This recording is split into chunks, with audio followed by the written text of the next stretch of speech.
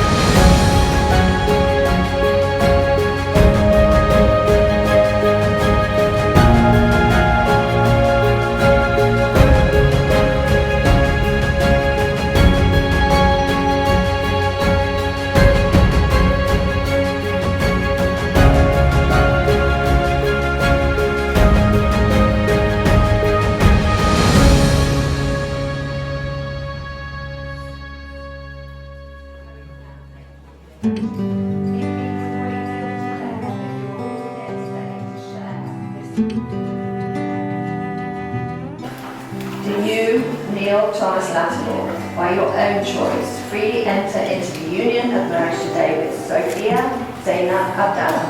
I do. Do you, Sophia Zainab Abdallah, by your own choice, freely enter into the union of marriage today with Neal Thomas Lattimore? I do. Excellent.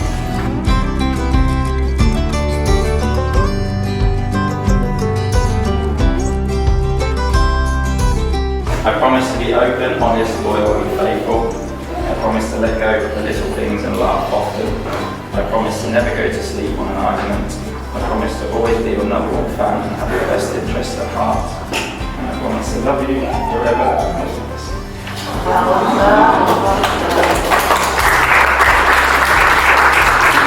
I promise to be open, honest, loyal and faithful. I promise to let go of the little things and laugh often. I promise to never go to sleep on an argument. I promise to always be your number one fan.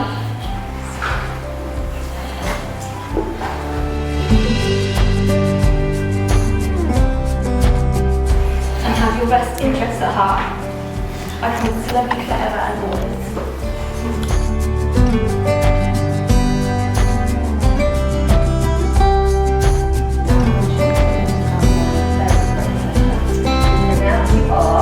Husband and wife.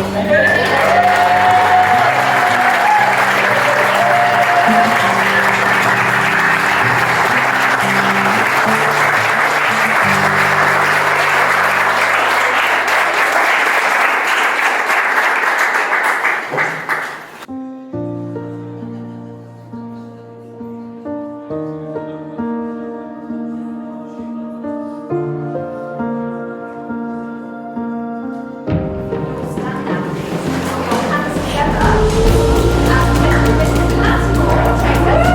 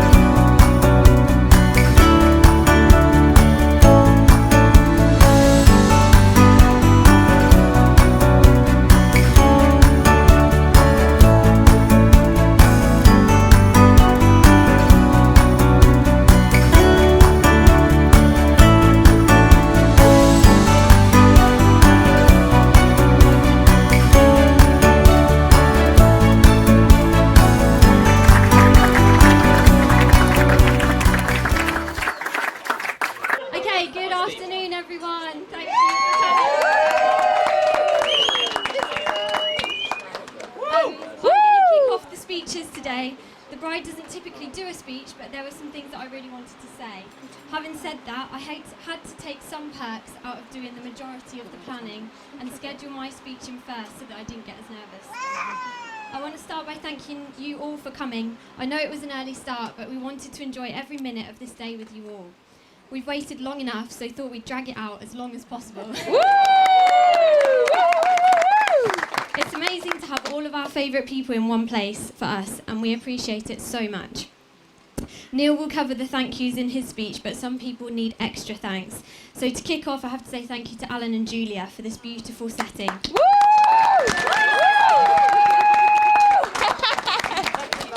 Your kindness and generosity has allowed us to have the most perfect wedding at a beautiful venue, and we can't thank you enough. Beyond that, you employed me as a teenager and always made sure I got a vodka Diet Coke at the end of my shift. And you let us stay in your apartment in Mallorca, which we'll come on to a bit later, and hosted lots of great parties. So cheers to Alan and Julia. Thank you very much. Thank you to Denise and Bodie for welcoming me into your family. You're two of the most selfless people I've ever met.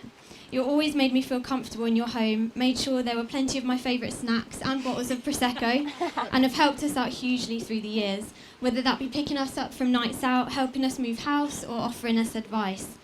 Thank you very much for your help with the wedding and for raising such a wonderful man that turned out to be my best friend in the world. It's also their wedding anniversary today, so happy anniversary. 39 years! Thank you to my mum and dad for showing me all the amazing possibilities and opportunities in life, making us the most well-travelled children at our school, and for being the most fun, open, generous and kind people that you could meet. Thank you to Stefan for being my partner in crime for many years, my little big brother. I'm so proud of what you achieved, even if you are the most unorganised person I've ever met. In all seriousness, I couldn't have tackled our childhood without you.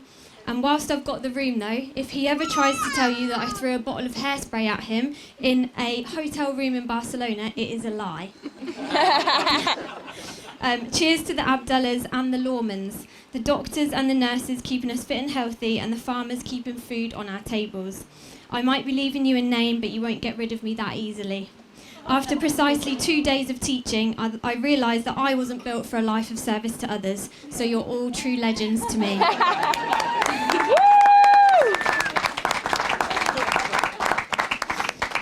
Thank you to Steve, our best man, for all the help with the wedding and for all the laughs. You were there for all the official club nights, have always guided Neal along the right path mostly. And you and Becky have brought our gorgeous nephews Arthur and Reuben into the world, and so much happiness into the family along with it. Thank you to Dave for helping us out and for helping Steve out on the day, and also all the DIY help we've had from you. It's definitely the best thing about moving to Stamford. To my maid of honour, Faye, you're beautiful inside and out. I have to start by saying thank you for the most amazing hen weekend, the hostess with the mostess. So hens, let's give it up for Faye for that amazing weekend. Thank you for letting me into your Lattimore crew and for all the fun memories that we've made together. You've always been the sister I never had, but now we really are finally sisters. Officially sisters. I knew we'd get along well when me and Neal took you away on holiday. We found you drinking on the beach. But instead of taking you back to the apartment, we took you out and supplied even more Spanish cocktails. When I say Neal, you say boring. He's not boring, really. He just had to look after us. I don't know, he kind of is. Thank you, Toe, for doing the bar, and thank you to George for getting us to the church on time, early actually. And thank you to everyone who's made today what it is. It really does mean the world. Now on to the main man. Nearly off. Neal, my childhood sweetheart, and now my husband on our wedding day. It's taken us 18 years to arrive at this point, but from very early on, I knew that you were my person. Some say we're late to this marriage party, but I'd say we've been living our best lives, and I wouldn't do a thing differently. We met thanks to certain friends, with the help of MSN Messenger, dial-up internet, progressing to the ultimate teenage first date, a film at the Showcase Cinema. And I should have known what type of family I was getting myself into when after our first date, Denise and Pam were sat outside waiting for us and tucking into suckers waiting to get all the gossip. On the second date, I met the whole family. The cousins just kept on coming. I remember meeting Julia and Alan, Brad and Hayden, who were just children. Little did I know we'd be getting married in their garden a few years later. You have been the constant in my life, my unfaltering support, my absolute best friend. In the run-up to the wedding, I listened to a lot of Jamie Lang's podcast called Nearly Weds, and his other podcast, Private Parts, is another favourite of mine and Lucy. He says a lot of crap, but in his wedding speech, he said, to find true love, you must first find a true friend, and I couldn't agree more with this one. I love how open you are to other cultures, how adventurous you've become with food and travel, and how understanding and kind you are to everyone you meet. On top of that, you have my best interest at heart, and I trust you to look after me and look out for me all the time. I'm a tough shell with a very soft centre, and you know exactly how to support me, whilst also letting me feel like a strong, independent woman. You put me in my place when required and understand what I need in every situation, and I feel like the luckiest girl alive to have met you first. We've grown up and adapted together, never expecting, never pressuring, never planning too far into the future, and never following the crowd. We were just enjoying our amazing thing while it lasted. Naturally, this has meant that we've been there for a lot of first and bucket list moments. From first nights out at Keyhole Cates to skydiving, festivals and holidays. My best memories are all with you, and I wouldn't have it any other way. Now it's time to look forward to the memories that we haven't met yet. Once again, we embark on a new chapter together, and I can't wait to see what this one brings. I hope we love deep, laugh hard, experience life to the fullest, and continue to support each other the way we've learned how to do so well. I never want to lose sight of those kids who just loved each other's company and were always planning their next adventure. I hope this one called marriage is our best one yet. I hope you all have the most amazing day, dance, eat, enjoy, and cheers.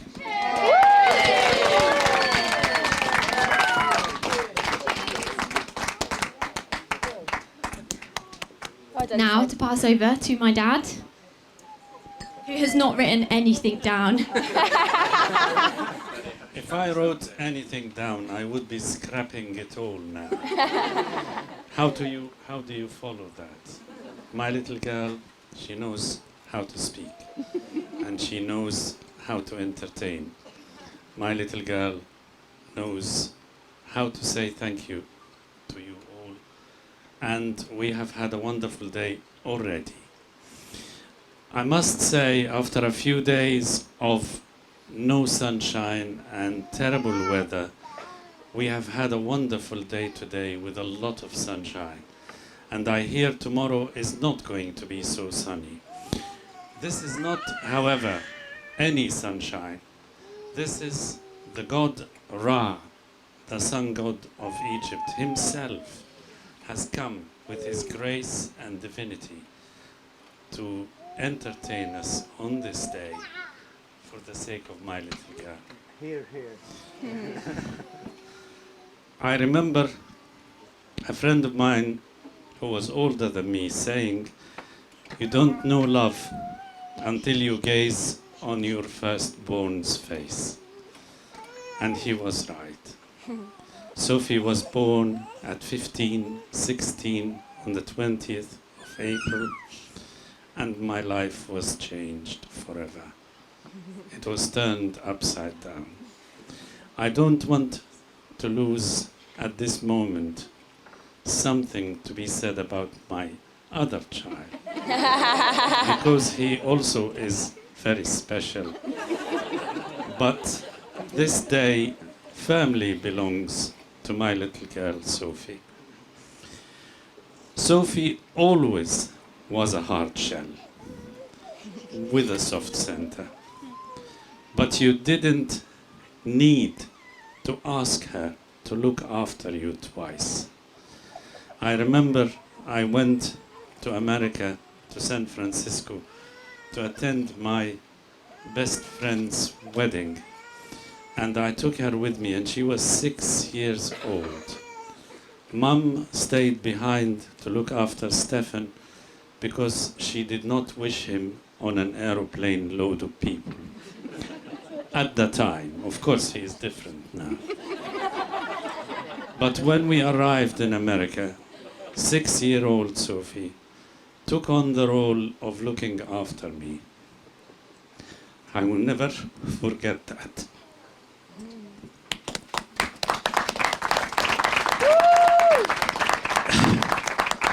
She looked after the packing, she looked after the unpacking, she looked after the programs, and she looked after me. Something I will never forget. 18 years ago, I met a puny but tall,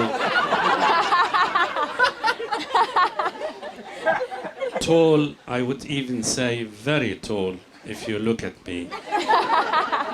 Very tall and handsome man. Woo! I probably would have hoped for him to be part of my family.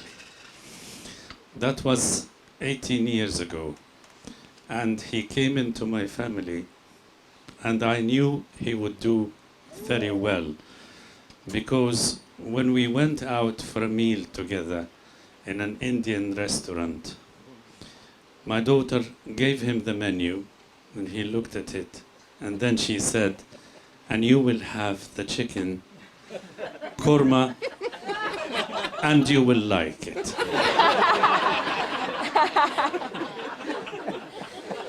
And this has been very much the order of the day. But that's not just for Neal, it's for me as well. I have been dad. I probably taught her 1 or 2 things, but she taught me a lot more. She kept me up to date, she kept me young, and she told me in many ways that I should not have the last word. 18 years you have been together. This is more than many marriages, and you still love each other. I think all of you might have seen the love today in the church when they took their vows. Nobody can miss that. And I think that tells us probably that we are only embarking on the beginning of a wonderful life. The 18 years will probably pale into insignificance. I certainly wish my little girl and her new man all the best for the rest of their lives. And I welcome in my family Mrs. Sophia Lattimore.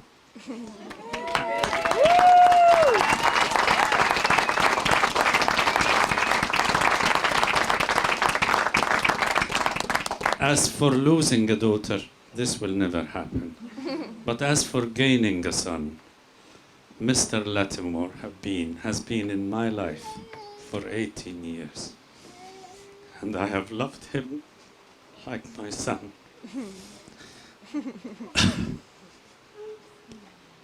I promised I will not cry, but I am silly like that. Hold it together. Anyway, I don't think I need to say much more than that. Thanks to the God Ra, who came and graced us with the sunshine today. Thanks to you all. Thanks to everybody my daughter thanked. And I wish you all the best.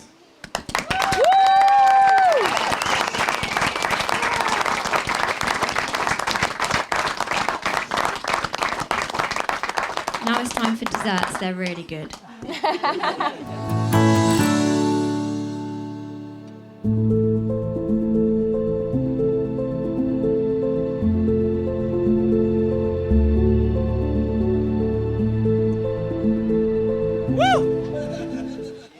Hello. I'm not quite sure how to follow up these pair because my speech is significantly worse than that. It's written on a screwed up bit of paper and I finished it last night.